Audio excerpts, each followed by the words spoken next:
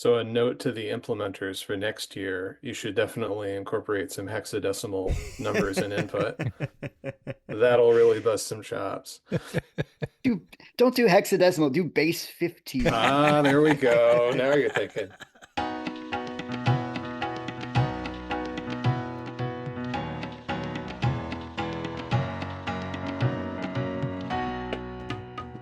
Welcome to episode 95 of ArrayCast. I'm your host, Connor, and today with us we have two returning guests, not just one, but two. We'll get to introducing them in a moment, but first we're going to go around and do brief introductions. We'll start with Bob, go to Stephen, and then to Marshall, and we'll finish with Rich. I'm Bob Terrio, and season's greetings to everyone, and I'm a J enthusiast. I'm Stephen Taylor. I work with APL and Q. I'm Marshall Lockbaum. I made BQN. I'm a Singeli enthusiast. I'm Rich Park. I do media training outreach for Dialogue, so APL for me. And as mentioned before, my name is Connor, host of ArrayCast, massive array language enthusiast. And yes, happy holidays. I believe this will be the closest to the holiday season, at least if you celebrate this holiday season, depending on which one it is for you. It might be a month away, 6 months away. I don't know all the holiday seasons. But anyways, hope you are having some time off, spending some time with family, friends. And with that out of the way, I think we have one grand announcement that comes from Bob. And then I will segue into introducing our two returning guests, and then we'll hop into our conversation. So over to you, Bob. Yes, my grand announcement is, well, it has to do with the topic today, which we're looking at advent of code and these kind of games and all the whole stuff that goes around it, because everybody this time of year is, well, not everybody, I suppose. Most people are very interested if they're programming in advent of code problems for a variety of different reasons. In any case, my announcement is Rory Kemp, who has actually showed up on one of the Iverson College episodes. Rory has posted solutions in interactive solutions, I should add, in Q. And I became aware of that today. We'll have a link in our show notes. So if you're into this stuff, Rory actually is... well, we all found, I think, at Iverson College, he's quite brilliant and does actually pretty good, really good explanations of how to approach these things. Spoiler alert, these are massive spoilers. If you haven't solved the problem, you want to know how, take a look at this. He'll show you how in Q, and quite often that gives you some real strong clues about how to do it in just about all the array languages. But that's the announcement, and that leads us into Advent of Code and the two guests we have on today. Yes, so we'll do that next. We have two returning guests, as I mentioned, not just one, but two today. First, we'll introduce the guest of episodes 41 and 43. I looked it up, folks, all the way back from 2022, John Ernest. We will link in the show notes if you haven't listened to those episodes already. I believe one of them, if my memory serves correctly, the first one, we did a history of all the Ks, a fantastic resource because that information is hard to come by. And then the second one, we talked about John's work on Lil, Decker. I think we also talked about your K implementation OK and the multimedia stuff around that. Both awesome episodes. Welcome back, John. How you doing? Great to be back. Awesome. And then we will also introduce our second guest, Kai, who has also been on twice in 2023 and 2024, I believe episode 63 and 77, where we were talking, obviously, about the Weewa language, the hottest, newest array language on the block. I actually don't. Is that still true? There might be a newer, probably not hotter. I don't know how we measure I don't remember anything that's come up since then, so... So I think it's still has the title of at least newest, maybe hottest. Whatever newer array language is out there has yet to kind of make this scene. That's true. I mean, famously, Weewa was in the wings for a while, and we all didn't know about it. And boom, it blasted onto the scenes. Partly in this ArrayCast forum, it was announced. Welcome back, Kai. How's it going? Good to be here. And with that, I guess we'll just hop right back into the topic that Bob mentioned, Advent of Code. It is today, December 17th. So we are 17 days through our 25 days of Advent of Code. And for those that are living under a rock, but at also the same time listening to this podcast, Advent of Code, there are 25 daily challenges, part A, part B. They progressively get harder, although I think everyone would agree that it skips around in difficulty sometimes. Every once in a while, you'll have like day 7, and then day 8 will be drastically easier for some definition of the word easier. Maybe there's a trick you need to know, and it's less programming. And it's super fun, a great way. A lot of people choose new languages to learn. And I'm this year, so I think maybe that's the first question we'll start with. We'll go around for folks that have been doing them, whether you did half a problem or you've just been reading them and paying attention. I myself have been solving the problems in BQN. What is it? A spoiler? I guess a special announcement. I've decided next year, mainly because I was watching Tacit Sanctuary's videos and I saw that, Kai, you added subscripts. So this is not an Advent of Code spoiler to be. It's not an Advent of Code spoiler. It's a... Is this episode Advent of Code spoilers? I feel like it. I think we won't spoil any particular problems, right? We're not? We can focus on historical problems. They've already happened if you're listening to this. I mean, I think it would be a shame not to talk about... Well, I mean, we'll see what the direction... We will put spoilers, skip ahead 10 minutes if we end up talking about specific problems. You're giving me a lot more work in editing. I'm going to have a foghorn or something as a spoiler alert. Connor just started off with spoilers, so anybody who wants to avoid Advent of Code spoilers is going to say, oh no, Yeah. what do I do? This is not an Advent of Code spoiler, but just if you're thinking about doing Advent of Code, you haven't started, or you're a few days behind, just hit pause on this episode. Come back in a couple weeks, folks. There's no problem. No problem. You can come back. It'll still be here. Unless Bob, I mean, we haven't deleted episodes in the past. So anyways, the non-Advent of Code spoilers, that next year, I'm going to do it in Weewa because I'm super excited. It's probably the most exciting feature to be added to Weewa recently. And it's the subscripts, folks. It's the subscripts. Really? Well, I'm not sure if you want to talk about it, Kai, or we should finish going around and mentioning if you've been solving them or not. But I just got to say, no, you've mentioned it now. I want to hear what's... okay, well, maybe we'll throw it over to Kai, and you can talk about what, like I said, it's obviously everyone's been talking about it. It's just a notation that's basically you put a little subscript number on a function or a modifier or something, and it changes its behavior. Usually, it's kind of analogous to APL's access operator thing in that what it does for each function is different, although groups of functions have similar behavior. And it looks nice. There's little numbers next to stuff. Oh, looks beautiful. Looks beautiful, Kai. The reason I'm so excited about it is in the back of my programming language, brain, I've always thought, what are and Adam and I have talked about this. I think a few other folks have talked. What are the different strategies? We were talking about this at Iverson College back in August of, the order of binding for modifiers. And like, how do you, like, sometimes you want the order that modifiers bind not to be the right to left order. And in order to get around this, you now need to use parentheses. And so, like, are there alternatives? And one of them that Adam suggested was, like, you could add, and this is like pie in the sky stuff. You could add colored boxes, like similar to some esoteric languages where, like, the boxing around, so like you would just use keyboard shortcuts to overlay these colored boxes, and that would define like the order of evaluation. The other systems are like PEDMAS where you have like hierarchical rules. Another system could be subscripting some of these. Anyways, we're off in the weeds. And so the fact that Weewa now is the first language that I know of to introduce subscripts means that we're opening up the floodgates for possibilities. Marshall has another example, though.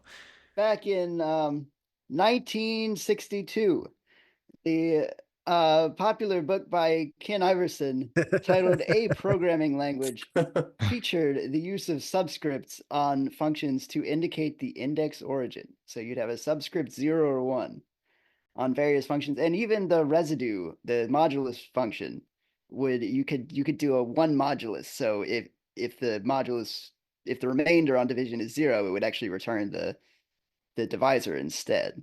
So subscripts have been used. I mean, it was called A Programming Language, but that was not ever implemented. So I guess what you can say is that it was not a linear text-based language because it had lots of these.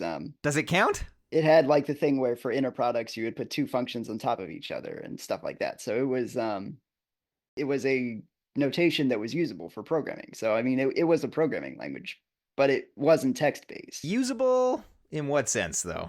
We could. I mean, there are like sorting programs in that book and stuff. Like there's actual programming in it. This is like, if a tree falls in the wood, doesn't make a noise. If like a programming language exists on paper, is it actually a programming language? If it's only only in a book. Like Plan Calcul was written down in notebooks, for many, many years. I think there's been some experiments in trying to implement it, Plan but Calcul. Could you give us I've never even heard of this this. was Conrad Zeuss's programming calculus. It was a notation that he developed with the intent of describing algorithms in, I don't know, I think he was working on it in like the late 40s. But to my knowledge, it was never completely implemented with an interpreter, but it's widely regarded as one of the first stabs at a high-level programming language. And I guess it is true that there was some Algol version, I think, that only really existed in standardese, and that, like, I can't remember if the committee just gave up on it because it was like the Vasa ship that sunk before it even set sail, basically. I mean, even like Algol 60 was at the forefront of compiler technology when it was described, and there was quite a bit of, brow knitting over how the heck to actually implement this. How different is this from things like J's? I think they're either overcoat functions or trench coat functions, where you just use your left argument. I specifically don't use them to make trench coat functions. A lot of them are just So it's more like an extra parameter is what you're saying? no, not usually. So some of the simpler ones are like I wrote a blog post about this. I guess you can link it. It's basically, first, if you do like plus subscript 1, that's just a function that does +1. But you don't need to put parentheses around it. Other things are like D shape. So D shape subscript 2 D shapes to a rank 2 array rather than a rank 1 array. I mean, that sounds like an extra argument or parameter to me. Definitely with +1. I suppose you could say that. You're right. Well, isn't it in +1? Isn't it just like a different notation for partial application, like where you would have to use a after or before bind in BQN? For that, it's more about just like having less noise in the code. But then there's other ones like the both modifier is it calls the same function on 2 sets of values. And if you do both subscript 3, it calls the same function on 3 sets of values, or subscript 4, or whatever. Or if you do like couple subscript 4 is going to couple 4 values together instead of just 2. So that sounds to me closer to what the cut conjunction does in J, where you've got an operand that you're putting next to it that determines how you're going to cut, whether you're going to cut based on the first character, the last character, and whether you're going to eliminate them from the frets. But so in that case, it's completely qualitative, right? Like there's no way. I mean, I can't even remember what 1 versus 2 does in cut because it's just an arbitrary assignment. And it doesn't sound like Weewa has anything like that. No, there's not like, oh, you pick 1 if you want this behavior, you pick 2 if you want this behavior. It's going to be the same behavior, just with a different. It is in many cases an argument. A lot of cases, it's stuff like with the both example. It's stuff that you couldn't do at a runtime. It's stuff that has to be processed at compile time. So it's well suited for this static number that's in your code there. And I think having them separate from actual numbers, like visually being small and smaller and like lower down in a different color, is good for separating like different kinds of numbers visually in your code. I mean, it is actually very exciting to me, not just because it's introducing subscripts and potentially, superscripts in the future. It opens the doors to say, well, I wasn't the first language to do it. Kai did it, so I can go ahead and do it. But also, too, I think that makes Weewa the language that you can spell the tersest, like, increment function. Like BQN or APL had it before. J has a dedicated function for it. It's greater than colon. In the cases where you're actually trying to partially apply a 1 to a plus, BQN and APLs, it's typically 3. The plus, the number, and then some kind of binding operator. And just last night I was doing Advent of Code and I needed an increment by 2 function. And exactly. And it was real short. It's the same thing. But so +2 still, like plus regular 2 still is the increment by 2 function. It's just that you may want to use it with some modifiers that bind more tightly than functions, right? Exactly. And then you can avoid the parens. So the subscript 2 is basically what it binds tighter than modifiers? Yes, it does. And I tend to be of the opinion that getting rid of the need for parentheses is not just a code golf exercise. I think in many cases it does improve the clarity of code when you have just less like grouping symbols to parse. as you look at it. Yeah. So that's where some of that value comes from, I think. It's one of my biggest pet peeves that you end up, especially with over, the over modifier in BQN and just in general in APL as well. Like if you wanted sum is your operation, you always have to parenthesize that. And it's like, no, we're so close to having the most elegant code. And then I have to add a couple of parens, which is like, you know, the non-array language fans who I guess there are probably zero of that are listening to this are like, what are you talking about? Like a couple of parens is the end of the world. And it's like, you don't understand. We got, you know, the equal with over and then plus reduced. And it's like, it's everything. And then, oh, we need a couple parens and it So we need some sort of vertical indentation notation where your source code is a string of characters plus their vertical positions. And so the lower down it is, the tighter it binds to other characters. And then you'd never need parentheses. I mean, that's Wait, Marshall, didn't you solve this with I? Yeah, but you need to write a lot of spaces. So, I mean, this way you just have your lines are just like the entire screen tall. And other than that, you have no problems. APL plus music notation. That's what we need, folks, is every symbol is on a different spot on the, and depending on how complicated your program is. Oh yeah, no, you just use slurs for association. You say, well, these are slurred together, so you apply them first. And Oh, okay. Oh, like in BQN. oh well, I guess so, yeah. Are you going to have to specify like the timing for every stanza or something? Well, no, if you don't specify, it's common time, of course. This function has this time signature. And chord is concurrent, or it's like a way of different way of composing functions. Do we have a topic for this episode? I was going to say we're 20 minutes in, and we've sort of told people to watch out for spoilers for Advent of Code. We haven't really talked about Advent of Wow. Code. I mean, I would have gotten us back on track, except from the moderator's point of view, we are entirely on track, folks. On the topic of programming interfaces that people may or may not like, and this concept of a music notation programming language, has anyone had to use Sibelius back in school or something? People were not a fan of that, so I'll just throw a little caution out there before someone goes and implements this tomorrow. No, I am seriously considering doing my own music notation program that wraps LilyPond because there's all sorts of, I want it to be text-based, but there's all sorts of stuff it doesn't do well. Well, links to both of those. Haven't heard of either of them. All right, Bob has asked us to get actually back on track, so I will do that. Anyways, link in the show notes to probably some documentation on the subscript if you want to go look into Weewa. It is pretty cool. And with that out of the way, couple solid 10 minutes on that topic. As mentioned before, I've been doing it in BQN. I think I've done 14 problems. I made videos on, I don't know, 7 or 8 of them. Maybe hands up if you have solved at least one problem, and then I'll point at you and you can say what language you're doing it in. So Kai has his hand up. I'm guessing you're doing it in Weewa, and we've got. Well, I'll just go Kai, and then I'll store the rest in my order. So I'll throw it to folks after Kai says how many he's done and the languages or language he's been solving it in. Well, yeah, I've been doing all of it in Weewa. And we have a thing in the Weewa community Discord where a bunch of people are doing it. I've done all of them except 2 part 2s for day 15 and 17, which was last night. Last night I didn't finish because I needed to go to bed so I could get up for this. Yes. But it's been a lot of fun. I think it's, for a new language, it's a good exercise in like whatever its strengths, whatever its weaknesses. We found a few bugs in the interpreter by people doing this. Always good.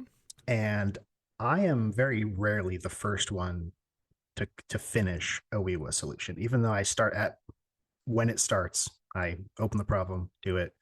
There's a few people that always get it before me, which is interesting. That is the good fortune of being on the west coast of North America, is that you are in the Pacific Standard Time Zone, which is 9 p.m. when the problems get released. I was in the West Coast for a couple days, and it was very nice at 9 p.m. It's not midnight. I mean, for the first couple days, it doesn't take too long. But once you hit, day 10, it's usually, Starting at midnight is just brutal. Yeah. it only lasted I don't know, a few days, and then my partner was like, are we doing this for the whole month? And I was like, no, it's we're gonna hit a threshold and we're just gonna start sleeping like a normal person. I mean, like especially if you want to like, tidy up your solution and post it on the subreddit or something, you can easily be up to like 2 a.m. And if you do that and you also have a day job, that's really rough. All right, so Kai and community has been solving it in Weewa. I think Rich, you had your hand up next. My guess is APL, but I don't want to speak for you. No, I mean, I'm doing APL, keeping it easy. I mean, I sort of didn't realize it was December until maybe about the 4th or 5th, and then I was like, oh, and then sort of rattled a few out. And then I've been busy again, so I think I did 7 and skipped a bunch of days, and then I turned up on day 13. Just my luck. It did not take that long at all. Won't spoil that yet. Maybe we'll talk about it later. But that was a stroke of luck for me. But then that's all I've done. I've been following Isaac Wooden on YouTube. I think he's put 3 videos out solving them in Dialog APL, and yeah, really nice linear algebra solutions for stuff that I didn't even realize you could. I didn't realize you could do it that way. Nice. I will link to their YouTube videos in the show notes as well, and I will add it to on the README of my GitHub repo. I have 3 different YouTube channels, 2 that are doing BQN, 1 that's doing Weewa, and now it sounds like there's another one doing Dialog APL. So I'll make sure to add that to that list of video people. I think Marshall, you had your hand up. You've done. At one point, I had talked to you, and you said you hadn't done any, but now it sounds like you've had a change of heart. This is not too different from past years. So I think it was day 6, part 2. I didn't do part 1. Part 2, no one found a fast solution for. And how'd you get to part 2 if you didn't do part 1? Well, I didn't even. So I took Zyma's solution because it was so that I didn't have to redo some stuff, and he had all the input parsing and everything, which for this problem was not very hard. Oh. So nobody found a fast solution for part 2. So I wrote one that got it down to it was like 20 to 30 milliseconds, whereas Zyma's was 200 or so, which was not that great. But so I've done at least the hard part of one of the problems. You've done half a problem purely to show that you could squeeze some speed out of the CBQN interpreter. Well, it took a few hours. Oh, wow. I was going to say, we have very different definitions of fast for some of these. So that one was, it's kind of a very sequential problem. So it was hard for anyone to do in an array language. This was like the mazy, like. Yeah, it was following sliding along and then hitting some rocks. I don't remember how they obstructions. Yeah, following a path around, with obstructions, and then you have to modify. I think I did that all with Boolean scans and reversing stuff. Yeah, but it took like a significant fraction of a second to do it that way, right? I'm not sure, but I'll have to take a look. And yeah, so regarding BQN, I keep a list of people who are publishing their solutions in BQN. So I have a nice chart that I did, and the code for that just pulls from everybody's repository and then generates it. So that didn't take a lot of work to update for this year. So I keep running it. And I think the last hand that I saw up was Bob's, if I'm not mistaken. Yeah. I spent 6 weeks in Italy. I was not doing any programming. And so Advent of Code has been an opportunity for me to reacquaint myself with the J language. Because as soon as I go in and try and solve problems, I realize how much I've forgotten and things and how big a language it is. And there's something that did something like this. So I'm abysmal at it, and I think I've completed 2 complete problems, days 1 and 2. I've skipped around a bit. Whenever I hear one that might be suited to the array languages, I'll go try it, and I haven't succeeded. What do you mean? They're all suited to it. BQN's great for everything. Not problem day 6, part 2. Thank you, Marshall, for bailing me out, because I just felt even worse. So that's been my limit, but it's been humbling. And one of the things I wonder about is these people who get on the top of the leaderboard. How is it possible to solve this in like a minute? It takes me a minute to read the thing. How is this done? It must be done automatically.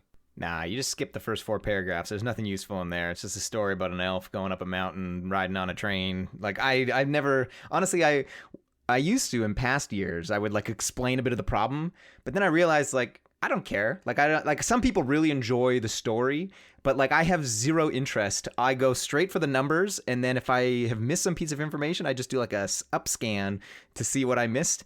And it is some of the times I spent like an extra 20 minutes because I realized I did miss some key piece of information, but probably in aggregate, I have saved time by not reading that story. So that's They highlight the keywords for you. Yeah. yes, that's true. That is true. But sometimes they give you like 3 sets of tests. They'll give you like a mini test, the sample input, and then the full input. And that's where I got tripped up one day, is that I realized that I think there was some X's and O's or something, and I had looked at like the third graph and didn't realize that like, oh, I was trying to identify all of the word search or something like in the already identified word search, so there was no letters I was looking through. I was just looking through the found words. And anyways, so Well, was it last year where the first problem stumped a whole bunch of people because the sample input did not disambiguate a significant case, and it ended up making like Oh, the yeah, very yeah. first problem significantly harder than you would think, unless you happen to just, leap to the interpretation that solves it correctly. Usually if you here's a pro tip, not that I'm a pro, but it works for me every time basically, is if you end up having a correct solution for the sample input but an incorrect solution for the full input, either on part A or part B, just go to the subreddit for Advent of Code. The top post will be a meme being like day one when it literally happened this time. It was for one of the problems where you had to like it was the compression one where you were swapping things around, and it's like when you solve part A thinking that the number can only be 1 digit, only to realize that it could be 2 digits. And then I was like, oh yeah, that's exactly that meme was the direct thing that I had done. It was just particularly mean because it was the very first day. And so, usually the first day is a softball. Historically, it's always been, something that most people could do in 10 or 15 minutes. Yeah. And I should disclose, day 6, I still haven't read the problem. I've only read the solutions and figured out what the problem might be sort of like. Very declarative programming of you. So how is it that people can solve the problems so quickly? Like top of the leaderboard, they're solving them like under 5 minutes, right? I mean, the pessimistic answer is AI, right? Yeah, I'm pretty sure the first few days Yeah. are. Yeah. That's right. The optimistic answer is purpose-built languages for Advent of Code, which I've heard of before. I assume they make a little DSL in whatever language that they're like. At the very least, they've got something that brings brings their input into their environment. Yeah, you always pre-stage boilerplate for stuff. No, but like in previous years, there were not a lot of like sub 30-second solves. And this year there are, and there's an obvious reason. Right. So the very fastest people for the easy problems are not solving it themselves, I don't think. It should be noted there is a past guest, at least one, that is on the top 100 for this year so far. Does anybody know who? Camilla. She's ranked 98th right now. Hanging on. And I think I've seen Zyma once or twice. He made the leaderboard, Yeah. and Roy made it for day 1. I don't know if he's made it since then. Yeah. So honestly, like, if you have like as you go through it and you build up these helper functions, like the single most useful, and this has been like the most pleasant year of Advent of Code for me, is because of a function that just pulls out all the integers from a string. Like at least up until day 14, there hasn't been a single problem that's required more parsing than just like ignoring all non-numeric, aka like negative sign and digits, and then just like converting those into a list of numbers. And then usually you have to like take the first one and then use the rest, or take the first 2 and the last 2.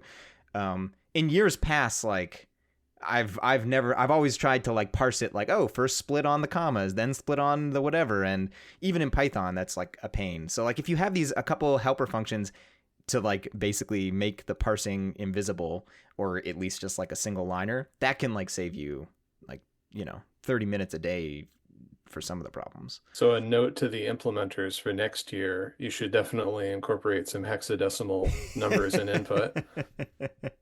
That'll really bust some chops. Don't do hexadecimal, do base 15. There we go. Now you're thinking. So I mean, a couple problems were mentioned. Day 6, part 2, day 13. There was some worry about spoiling it for folks. Do we want to talk about any of the problems specifically, or do we want to talk generically about, array languages, why you might want to consider them? Bob's got a suggestion. My suggestion, I've got one more generic thing that had popped up, and again, it's Rory mentioned it, is sometimes the solutions people are coming up with are not general purpose solutions. They're fit to the data that you're given. And since people are given different data sets, it's I suppose randomized, so you might not get the same data set to work with as somebody else. But he's stated, and I don't know because I haven't gone to this level yet, but he said there are times when he's solved the problem for his data set and they're not general. They wouldn't work on somebody else's data set, but he's looked at his data set and said, this works for mine. So in this case, I can solve the problem. But it wouldn't solve generally all data sets that would be presented. Yeah, well, there are two kinds of, you might have it where there's an assumption that the author's made sure is true for all the inputs, but that just isn't stated in the problem. And he does that intentionally. You might also have an assumption that happens to be true for just your input, and isn't true for other inputs. But if you only have your input, you don't know which is which. So the goal of Advent of Code is just to solve whatever problem you're given specifically. But if you're writing up your solution, that's kind of a challenge. I don't know what you should do to address that. Well, there's definitely historically been problems where there's like a nasty edge case that only applies to some subset of the inputs that people are given. And that's why you read the Reddit discussion and you find out whether or not you won the lottery on that particular problem. It's actually how I found two different bugs in the Weewa interpreter, is that people came up with equally good solutions, and then their solutions worked for some people's inputs, but not others. And so then you have to figure out this was like their solution should have worked on all inputs, but the bug was. Yes, the bug made it only work on some inputs. And it's a weird thing to track down. Yeah. Because there's one of them that was like one of the maze problems, and the maze had to be configured just so for the bug to trigger. And it happened with some people's and not others. Yeah, that's pretty scary. This is like a form of fuzz testing, but it's Advent of Code testing or something like that. It is. And I've actually put a reduced Advent of Code input into my test suite now to make sure that bug doesn't happen again. And Weeva's put in a path primitive, right? The Dijkstra. There is a path primitive, yeah. It's Dijkstra / A star, which is basically all you need. That makes some of the problems much easier. Now, was that put in for Advent of Code? No, it was in there long before. Because implementing that sort of thing in an array language from scratch is really awkward because of all of the bookkeeping that you have to do for a priority queue or something like that. Yeah, and I don't know, there's lots of problems you wouldn't normally think of. There's a lot of problems that don't immediately come to mind that are good, can be graph-based problems, right? Because the primitive doesn't just work on a grid, it works with functions. And so you could be working on a grid, a graph of nodes, you could just be working on a string and finding adjacent things. So it helps with lots of stuff. Do we want to dive into a select problem and then talk about not necessarily the exact solution, but the advantages or disadvantages of solving with an array language? Yes, no? Do we want to vote for a problem? I think that would be fine. What's the best array problem? Day 13. No, only in Dialog APL. Well, I can tell you which one has the highest ratio. So yeah, days 13 and 14 have more than 1 in 3,000 solutions done in BQN. So I found day 13 really easy. Well, part 2 specifically, I found it really easy to solve once I knew what the solution was, the trick that you're supposed to know. I was actually kind of mad that you needed to both recognize it as a linear algebra problem and then do that, because I don't know that much linear algebra. And so the idea that Yeah. this would be required for this problem, I don't think it's possible to do without some linear algebra. A lot of that is also just because the solutions in any language are kind of dropping off faster. So day 7 is the one that sticks out the most as more people have solved it in BQN relatively. I don't remember what day 7 was. Day 7 was the construction of an algebraic expression that evaluates from left to right using plus, multiplies, and then for part 2, the concatenation of integers to figure out if it could equal a given value. I brute forced this one. Does that actually end up being arrayish at all? Well, yeah, the only difference is in some people like literally catenate and build executable expressions out of the things, and then some people were doing stuff with logarithms. Yeah. Yeah, that's the other way you can join digits together. Like the first person who solved it in Wioa found a very nice sort of like non-exponential. Is it exponential? I don't know. A very like well time-bounded solution that doesn't require you to like build up the expressions. That is benefited by having like pervasive operations that array languages have. Yeah. Although that one, I still for part 2, I still had to brute force it, which Wioa has multi-threading, so I took advantage of that. Weewa has multi-threading now. Is there a multi-threading primitive? It's had it for a very long time. Yeah. Is it like Peach in Q? No, you can there's a modifier pool which spawns a function in a thread pool, and one just called spawn, which just spawns it normally. Yeah. So it's a lot like the dialogue thing, Yeah, so instead of doing like rows function, you do which I guess isn't actually, it's a dialogue utility. It's not really in dialogue. No, it hasn't gone in. There are symbols thought about for it. but basically instead of writing like rows function, you just write weight rows pool, and it'll spawn for each row near your inputs. It'll just spawn a thread in the thread pool, and then wait for all them all to finish. It only speeds it up by a factor of how many CPU cores you have, but it's useful for this brute force kind of problem. Interesting. So this is not in the form of a symbol. This is... It doesn't have a glyph, no. There are 2 functions, well, 3 functions that just have names. It's pretty easy to use them. I actually didn't use it with rows. I used it with a partition, so you end up doing a parallel partition. Is this the sort of searchy one that benefits from memoization? Does anyone bother with that? I don't think this one was. Others were, right? There is a memo function modifier in Wioa too that helped with some stuff. Oh, you've got it baked in. Yeah. Well, so a lot of the time, instead of memoization, you can use bottom-up dynamic programming, where you build like a list of all solutions, and then you generate a bigger list from that, and so on. Poses challenges for parallelizing though. It depends on what you're on how that list is built, I guess.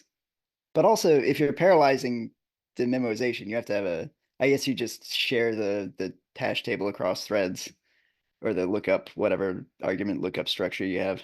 That's what I was going to say, is that that's one of the things I learned from reading other people's solutions after having solved it myself, was that I think it was day 11, which was the one that was like growing a list by a number of rules. If it's 0, if it's 1, or if it's got an even number of digits, etc. One of your first thoughts is, just set up like a cache that you can memoize stuff with. And a bunch of people that had solved it in BQN used the system hash map, which I did not know existed. Or maybe I did, and I've just never used it, so it's not top of mind. Yeah, so we implemented that. I wanted to have it ready for the 2023 advent of code, which it was. It was done a few months before. But then a lot of people had older BQNs and didn't have it installed. So this year, pretty much everyone has it. Yeah. Anyways, it's a bunch of things that I learned from looking at other... I also had never used the system wow function, and now that I know how to use it, probably for worse, I was going to say for better or for worse, but probably for worse, I reach for it way more often now, because there are some times where you could use a scan or a reduction and twist a solution to use one of those, but you can just throw it in a while loop. And like there was one where you had to find a Christmas tree or something, and that's just like classically you had to iterate a bunch of times until one showed up, and I was like, okay, well, probably don't have to. I also found that one kind of annoying because it's a very under specified problem. Yeah. My first thought was like, what? Like they ask you to find something and they don't give you any details about it other than that it's a Christmas tree. And I'm like, okay, what does that mean? What does that mean? Yeah, I saw one solution that was just the person wrote code to output every iteration as an image file and then just opened their Windows Explorer and just scrolled until they saw the Christmas tree in the thumbnails for the images. Well, I mean, like really, that some of these really fast solutions to things are augmenting a human's abilities with a program rather than fully automating the thing. I mean, like in Project Euler problems, it's very much the same thing. You know, they'll be like, oh, well, I can partially simplify this in math. I can write a program that brute forces some aspect of it, and then I just have to look at a few results. Yeah, Project Euler is a little different, I think, because you can almost never solve a Project Euler problem just like purely by programming. You have to do some math. And advent of code, if you just write the program fast enough, like the Christmas tree thing, you can go through all the frames. There is, in fact, a much faster way. So, like, if the author had wanted to force you to use the faster way, they could have picked some bigger numbers, made the size bigger. Well, but to Connor's point, if it's an underspecified problem, then I suspect that a lot of people on Reddit who are trying to aim for beautiful solutions to things do kind of a parallel construction approach Oh yeah. where they totally wing it, and then, well, now that I understand what the shape of the answer needs to be, now I can go back and write a very elegant program that's fully automated. I think the case with this problem was pretty much that like if you guessed a criterion that like at least sort of seemed like it would work, then it would actually work because like a Christmas tree is very different from random noise. So Yeah, I mean the idea was to create a heuristic that you could run on each frame, right? To say, could this be it? well, again, not necessarily on each frame. Sure. I mean that's what I ended up doing though. That was the thing though, is you don't like my idea ended up working, but like I could immediately think of like a couple different cases that like my heuristic wouldn't have worked for. And like how many iterations is it going to be? Like, do I let it run for 1,000,000 iterations? Like I basically just like had the while loop output the count, and then I think it hit it within 10,000 or something like that. But like if I had a wrong heuristic, how long do I let it run for to be able to conclude that like that was incorrect, right? Because my guess is there's not some cycle and how. No, it cycles. Or does it? It has to. Yeah, you can compute the cycle length without too much trouble. Oh, okay. And using some math. The scariest problems to me all the way was the ones where it's like, oh, here's this part one. And you say, oh, I came up with this cool solution for part one. And you get a part two, and it's just like, oh, do the same thing, except like triple the size of the input. And it's like, oh, my part one solution is definitely not going to work for this because it's some exponential problem. As you have to totally change the way you solve it. Yeah. It's happened a couple times so far this year. Yeah, when I was doing the ACM ICPC in college, you always look at the N at the top of the sheet of paper and you immediately know what complexity class your solution has to be in. If N is like 12, it's bad. It's exponential, yeah. Yeah, that's the trick with LeetCode problems too, is like you can immediately look at the length of the list, and if it's 10,000, when okay, they specifically chose the number that quadratic won't work for. So doesn't LeetCode usually like tell you the complexity that they want you, or is it just memory complexity? Sometimes they'll say, try to solve this. I feel like most of the ones I've seen have like some specified complexity, which is just, which I think is a very bad way to do the problems because. Like actually a lot of the practical solutions, like theoretical complexity, the theoretical model that is commonly in use is very bad. And its only advantage is that it's easy to calculate with.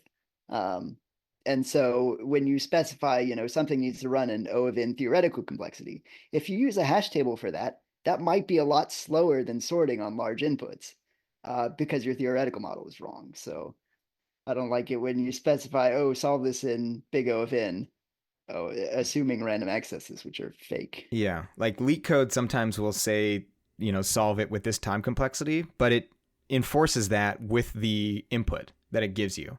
And so technically you can use a worst case thing, but if you do some pruning or whatever, that like, you know, short circuits a lot of the cases. Like you'll end up being able to pass the problem without getting a TLE just because you did like some cute trick or something like that. So like there's definitely been examples where it's asked for like some log n thing and I just had a linear thing, but I short circuited enough or I had some trick, which is what they would call not in the spirit of whatever the leak code thing. But I'm just trying to get a green check mark, you know? Yeah. Well, I mean, it's all spirit only too, right? Because your Right. pointers don't go past 64 bits, so it's like big O cannot apply. Well, in the ACM competitions where you're using a fixed set of languages and writing everything from scratch and having that included in your timing, Yeah. there are like certain algorithms that are really good to use specifically for that kind of problem because the implementation is very simple and elegant, but the complexity class is bad. The best example of this would be the Floyd-Warshall all pairs shortest path algorithm, which is cubic, but it's 3 simple nested for loops that you can just bang out. And you can solve a remarkable number of graph problems with just that building block as long as you don't care how long it takes to run. That runs pretty fast in BQN, I have to say. So if your graph isn't that big, don't rule it out. I think it's what Python gets 10 seconds and then the other languages get like 1 or 2 seconds in those contests. Yeah, when I used to compete in those, never very well, but there were some tricks where like you would actually just create some program that would generate an array of answers that would take like a long time, and you'd have one computer, but you'd just like launch a terminal, let it run, and then an hour later like you'd get the, you know, capture it, paste it to a file, and just then index into that array. And that was like a solution if you you know, if you didn't know how to solve it the efficient way, getting, you know, a solution an hour later was better than getting no solution at all. But So, usually you only get one computer, so you got to really commit if you're going to be yeah. grinding away at something like that and hopefully Yeah, not bogging it down to the point you can't work on other problems. Well, so yeah, you have one computer and one brain. If you're not otherwise using the computer, may as well Well, no, set it to most of the work. time it's one computer and 2 or 3 brains. So Oh, they give you an extra brain to work with. Wow. How much did that cost them? maybe even a chalkboard too, and you know that counts for something. So I'll set up the chalkboard to work on to bash away at this brute force method. What were you going to mention, Kai? I was just going to say, I think one thing we can say about like array languages with some of these problems is that there's some of the problems that if I hadn't been doing the problem in an array language, I would have had a totally different approach. So like, for example, there's one where like, I mean, I'm not going to spoil the solution, but it's the problem. It's you have to figure out the area and perimeter of basically these like fenced areas. And then the second part is don't give me the perimeter of the fenced area, give me the number of sides on the possibly not square area. And if I had been doing this in like a normal like C or I would have done it in Rust, right? But my solution would have been very like straightforward, like walk along the fence count, right? And there'd be a bunch of stuff figuring out like what are the boundaries of this thing? How do you turn as you go around it? But because I knew that would be a real pain to do in array language, I found what I thought was a much more elegant solution that involves like windowing over the space and using there's like some scans in there. And it's, I don't know. All that good array stuff. Yeah, all that good array stuff. Yeah. And I don't know. I think that's very cool that I think this was also the one that, it was the one after day one that Zyma got on the leaderboard for. So he actually put up a video of him. Oh no, I'm talking about day 12. I don't remember what number it is. It's the one with the fences and the perimeters and the gardens. Yeah. Yeah. So he has a video of him solving it in 8 minutes or something. That's crazy. It took me a while. You can definitely see how, from the beginning, he's thinking about arrays. So this video, he actually starts from scratch, records himself solving, and he solves it in 8 minutes. Yeah. So I guess he's recording every day. And if he makes it on the leaderboard, he posts it as the... That's how they do it, Bob.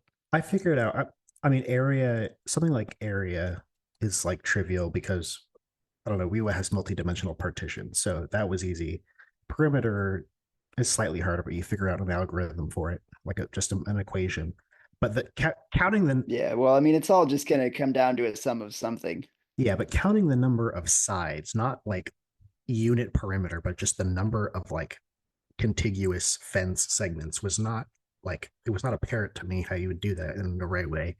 But I messed with it long enough that you figured out, and I don't know, I was pretty happy with it. I was pretty blown away by Isaac Wooden's Day 5, which is the one where you have some rules for which order some numbers should be in a list of numbers. And like I imagine a lot of people went budging around reversing pairs of numbers in a big ugly loop. But then I watched Isaac's, and he manages to.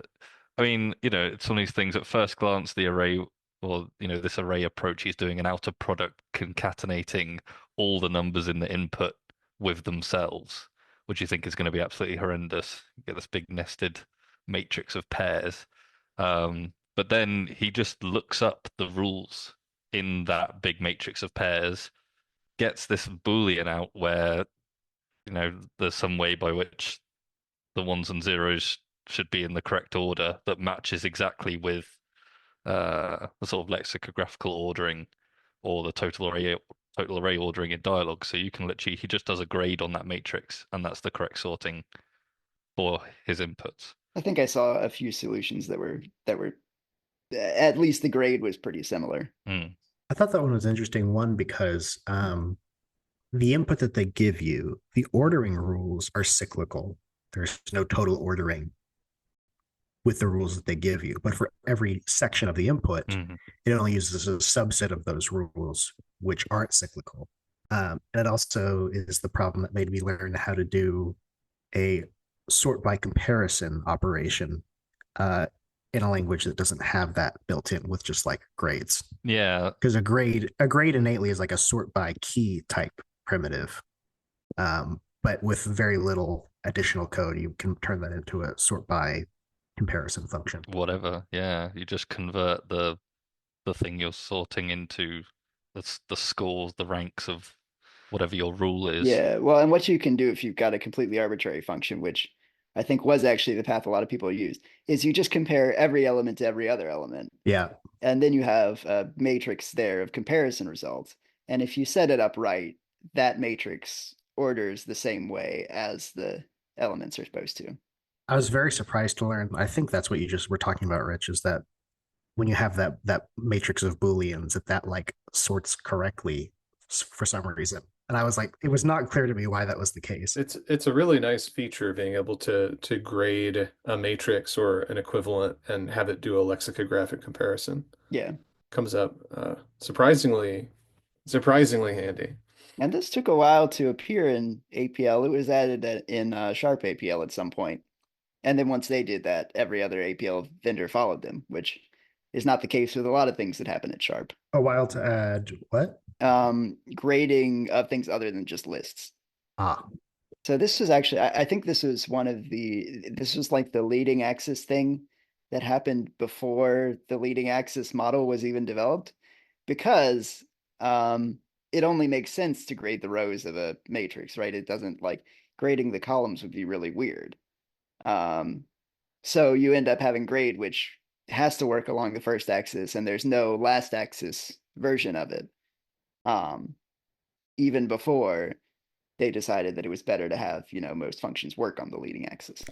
Did Zyma post his video to YouTube, or did he post it somewhere else? It is posted on YouTube. He had a link in the chat. Okay, we'll dig it up and put it in the show notes. I did a quick search for it and was because nobody's gonna have time to watch it during the podcast. I meant more just I was trying to find it, but I wasn't sure if he posted it on Discord as like a MP4 or something. No, I think it was on YouTube. His YouTube username is just Zyma, so you can go there and find it. And it's day 12, and the whole video is 10 minutes. Yeah, I guess I try to take a look at most of Zyma solutions, because a lot of the times they're extremely elegant compared to what I came up with.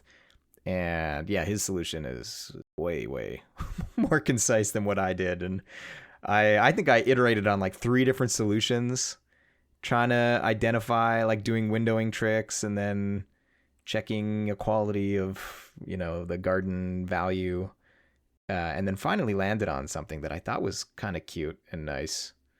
But then I looked at what he did and I was like, oh my God, do I have some work to do on my array foo or whatever you want to call it? Because he's doing something magical. And I've seen that trick now more than once that he's used, where he uses I guess this is a tiny spoiler. It's not saying the whole solution because I don't even fully understand what he's doing, but it uses the different shifts to do something that I imagine is Game of Life-esque, where you do that kind of shifting to get counts of the neighbors, which the only time I've ever programmed that is in Game of Life. I've never actually used that as like a technique outside of that. So yeah, Yeah, I guess you could say sort of the idea is, instead of you start at one point and you check its neighbors, you like change your index and go to the next index over. You just take your whole grid of values and you shift them over, and that tells you, and the corresponding values now for each position are the neighbors of the value that was there. Yeah, it's a parallel DFS because instead of representing a fringe with like Well, depending on how you use it. well, sure. But, instead of representing a fringe with, a queue or something, you just have it every ply gets unfolded at the same time. It's a question I've noticed as I'm solving a lot of these like grid type problems. Is that because array languages make it so easy to convert like a 2D mask into an array of indices, either with like the BQN indices function or like APL and we was like where. BQN indices doesn't do 2D. Yeah, I was gonna say we will follow up on that to ask why. Connor's run into that. Yeah, I know. I've got my own function called I that I borrowed from Jay. At first, it was called IDXS, but then I was like, you know what, Jay? I love when precedent's there. They called it I dot. I might as well just call it I, which when other people were reading my code, they had. But we'll come back to the design choice for that. But we'll let Kai finish. No, it's because Marshall's much more principled than I am. But if you have that right, you then have to ask yourself a question when you get a grid problem: is do I want to solve this on the grid itself? Do I just want to keep the grid and like manipulate that in some way, rotate it, transpose it, things? Or do I want to get out the indices and do comparisons and filters and sorts and things with those indices? And there's been problems where I start one way and then I realize this isn't really working out. And so I'll switch to another way.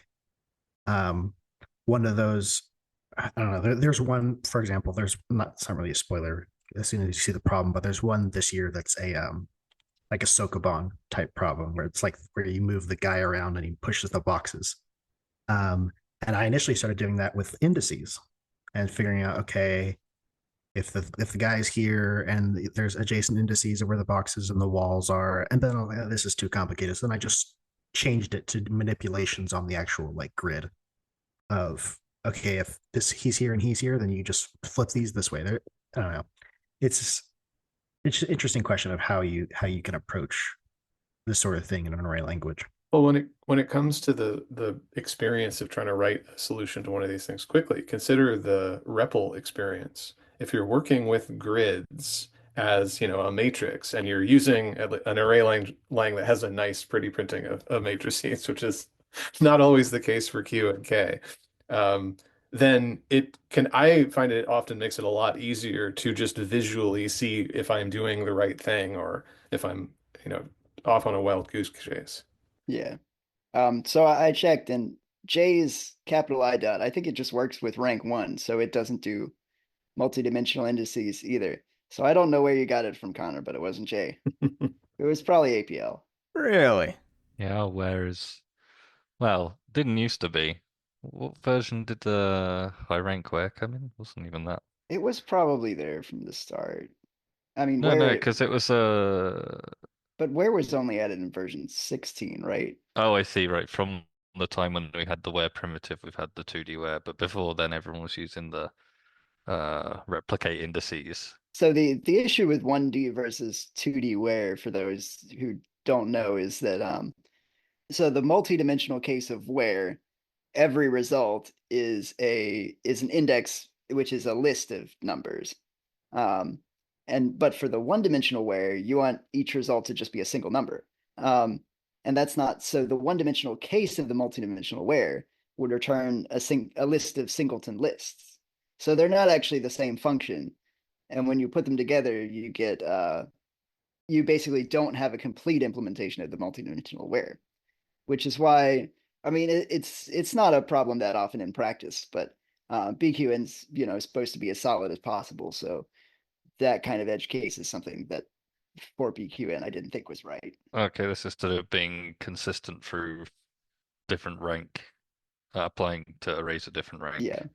And then technically, dialogues where it isn't in that case. So you're saying it's because the return type on different ranks is different, and therefore that's not good?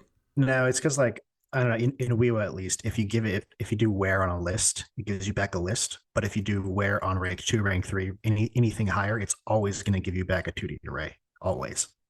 And so there's like an inconsistency in. Okay, so yours is that, but like flattened. Yeah, but it's the same. It's the same inconsistency though. But I just decided that it's useful. So I don't really care if it's inconsistent. I can entirely see the practical argument for it. And also, like a deep where is just, it's not that common in practical programming anyway. Yeah. Well, and also you might have a few different formats that you want it in. So BQN's approach of, implement it yourself. In that case, you know what format it's going to give you.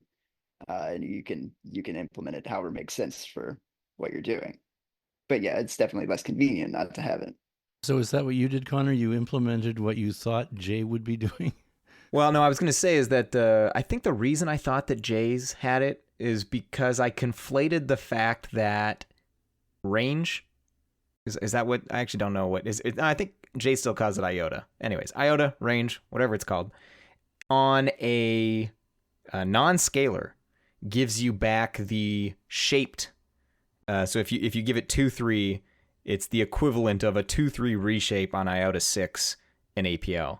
Which I conflated the fact that Jay has this like, oh, more functionality, and then like took that and brought it over to indices, which clearly I should not have done. And I was thinking of dialog APLs where, and I the case study in the guy who learned all the array languages at once. That's an interesting direction to generalize iota, because in K that same type of overload becomes odometer. Odometer. Well, the funny thing about that, like iota implementation, is that I've only ever needed that for examples. Yes. Yeah, that's exactly. I think I brought that up on the Arraycast before. I put that, this is a very unprincipled decision. I put that on unshape. Mm. If you invert the shape of something, it gives you back your iota array of that shape. Okay. Oh, that's neat. So it's still there. It's still there, just not as Yeah. I just need a thing of that shape, whatever you can give me. Array languages have a rich history of cheating with the design just a little bit in order to make a few cute examples work out very nicely. Like I think I'm pretty sure that J has a primitive that is like specifically for solving Sudoku. Like it handles the box indices really neatly. Do you know what I'm talking about, Bob? I know Roger wrote it's one of the essays for Sudoku. He actually writes out how it works, and it's not very long at all. Yeah, but the point is that there's a primitive that makes one of the fiddliest parts of a Sudoku solver much neater, and I can't think of any other application for it. Yeah, I don't know which. I mean, in language design, it can be very tempting. This is the code golf disease, right? Is that you end up picking up primitives that are useful for exactly one problem. One of the things when you're saying the integer, I think is actually what they call it in J. So the multiple argument gives you the shape, the different shapes.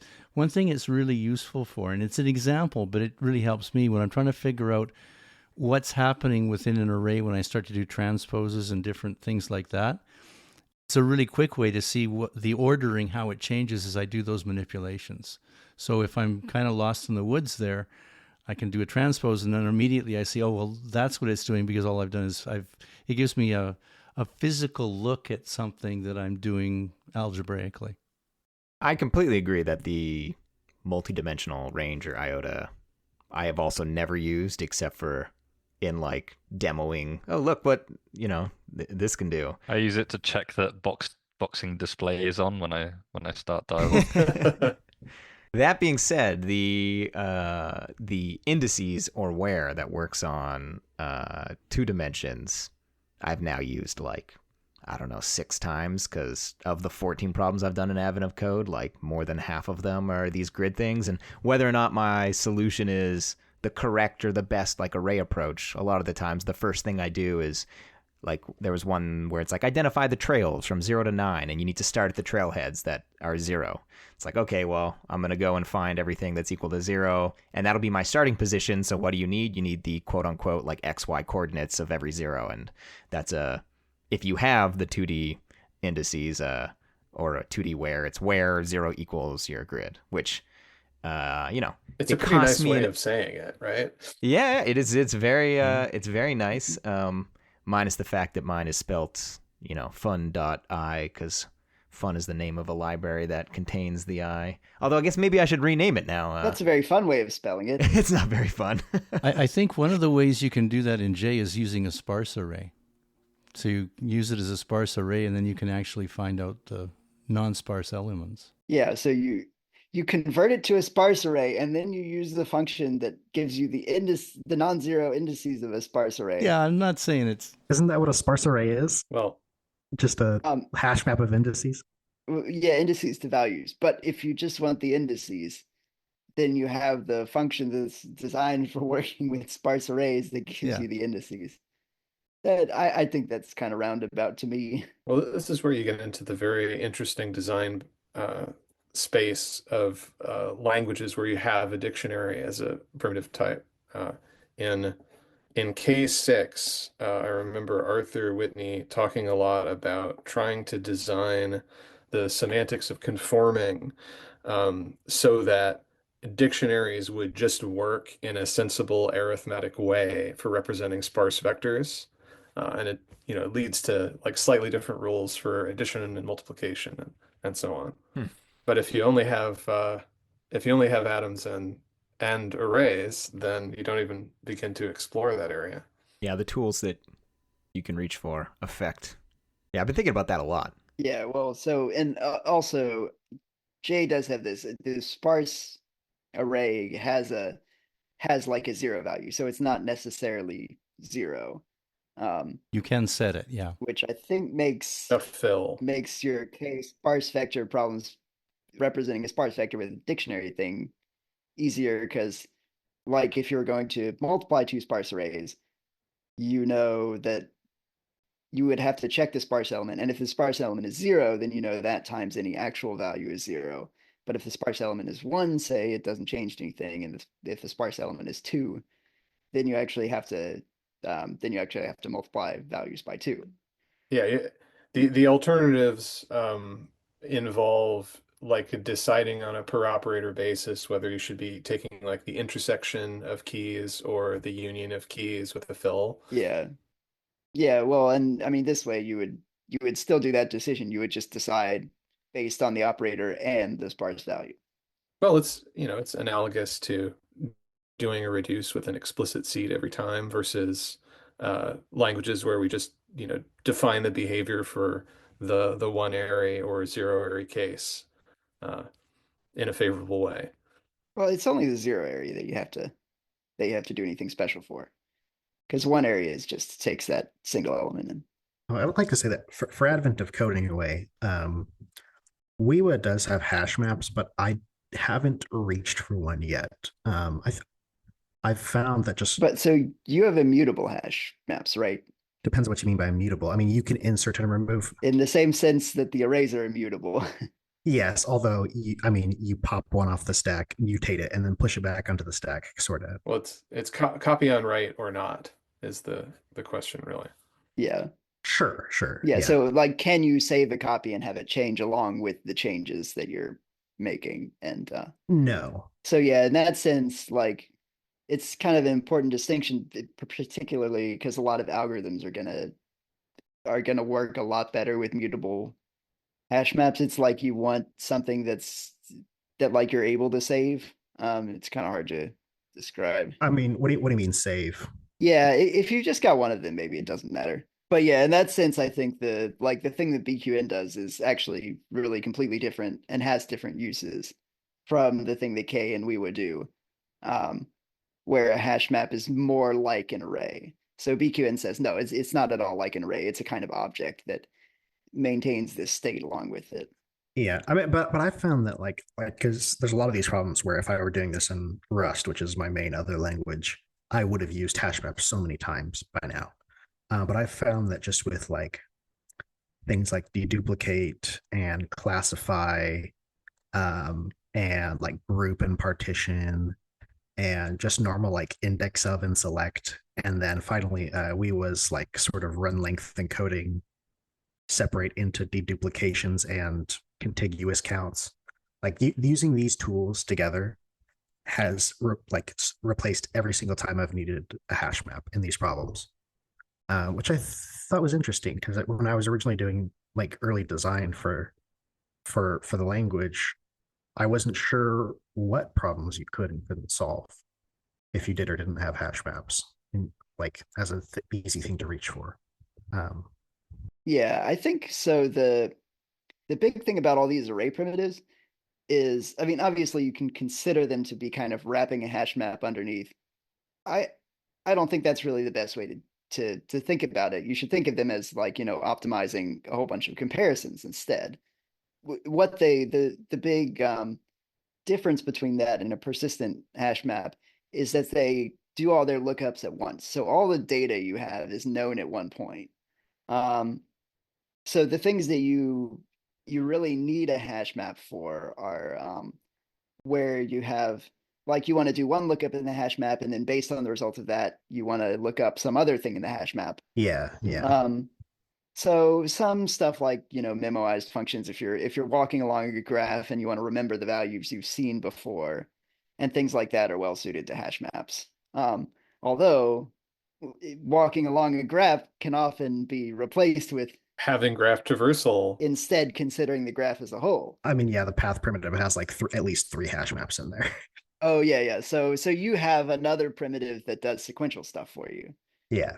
And yeah, the other thing about that is that the passing all your data in at once to a primitive that knows that sees all this data, can look at it as a whole is much faster, because then this primitive can observe like cases about the data. It can say, oh, you've given me all small integers, and therefore I don't even have to hash them. I can use a quick lookup method.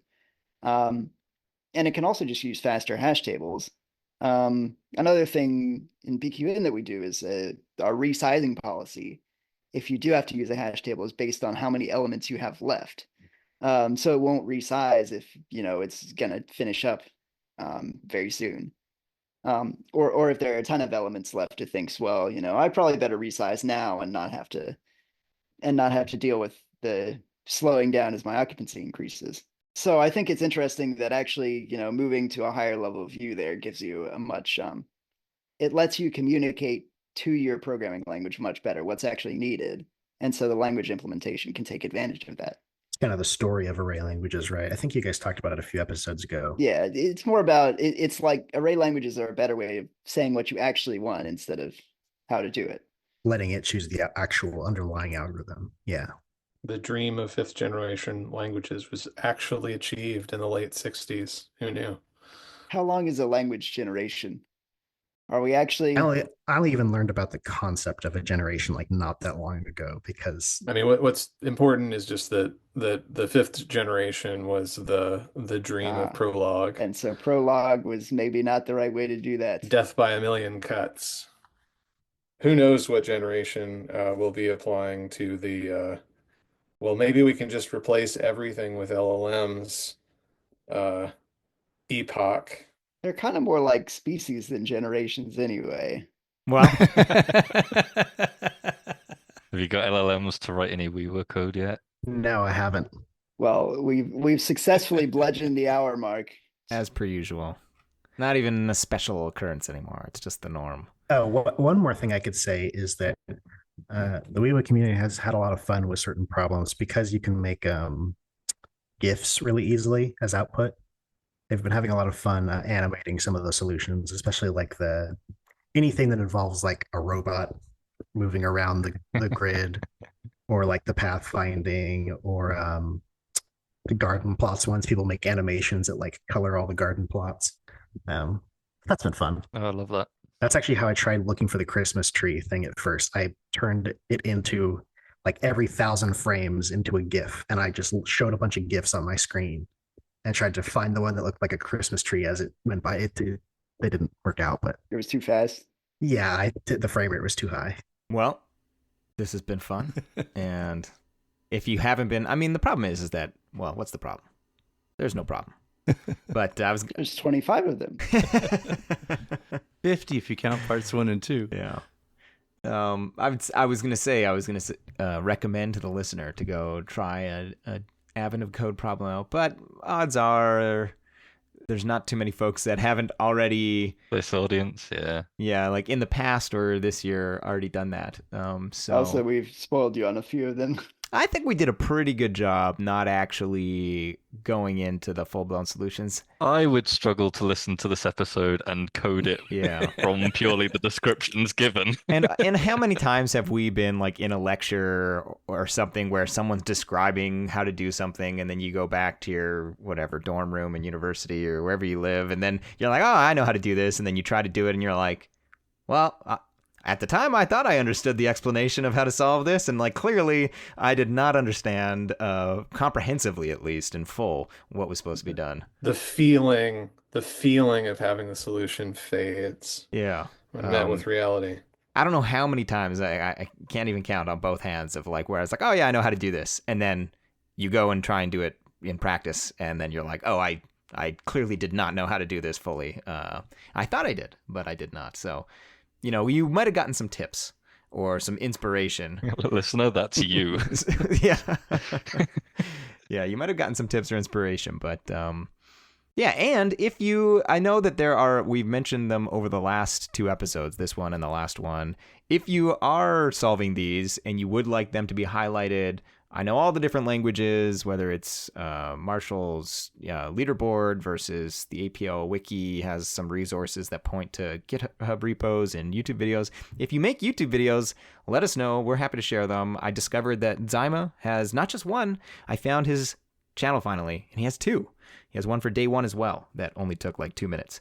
And then also I think I did know of, was it Isaac Wooden was his name, Rich, that you mentioned? Yeah, he's a Yernab on the social medias. Yeah, I just didn't recognize the name, but when I found the YouTube channel, I did recognize the handle, Yernab. So I will link those, but if you're listening and you have solutions or content you'd like to share, even a blog post, whatever it is, feel free to let us know, and we're happy to disseminate that.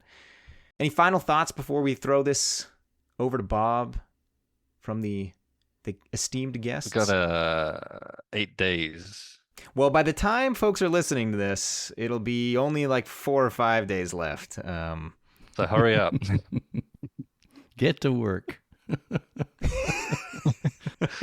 Very authoritative there. Is there one on the 25th? There's only 24 of them. There's a There's 25th. a 25th one. Wake up It's Christmas like Day. Usually a half- gimme. It's only one part, right? Oh, is it? I never got that far. The kids' presents can wait. You need to solve the problems. You must. I think historically it's usually something that's like trivially easy if you've solved all the other problems. I see. And if you've been a naughty boy or girl, it's very hard. All right. Well, with that, we'll throw it over to Bob, and he can tell us where you can reach us at. You can reach us at contact@arraycast.com for your comments or your questions or anything you'd like to contribute to us and directions we should go or things we should talk about. And I guess I'll use this as a preview of coming attractions. We're actually going to have John on the next episode as well. We'll be talking about Decker, which is his HyperCard version and game machine combination of all the amazing things that Decker can do. And I guess I should preface that with the same way we ended up talking about something completely different than Advent of Code for the first 20 minutes of this episode. You never know where we're going to end up, but the idea is we're going to talk to John about Decker.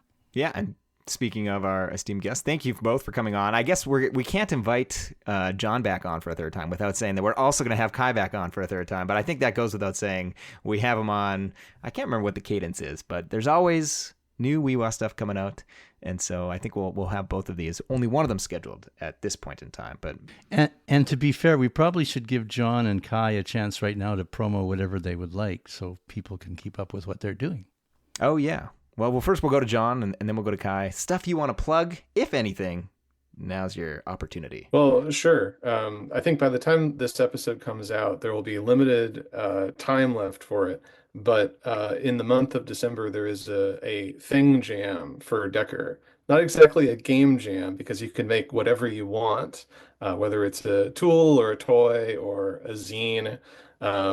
So if you search for Deck Month 2 on itch.io, you can find it, and we'll also have a link in the show notes.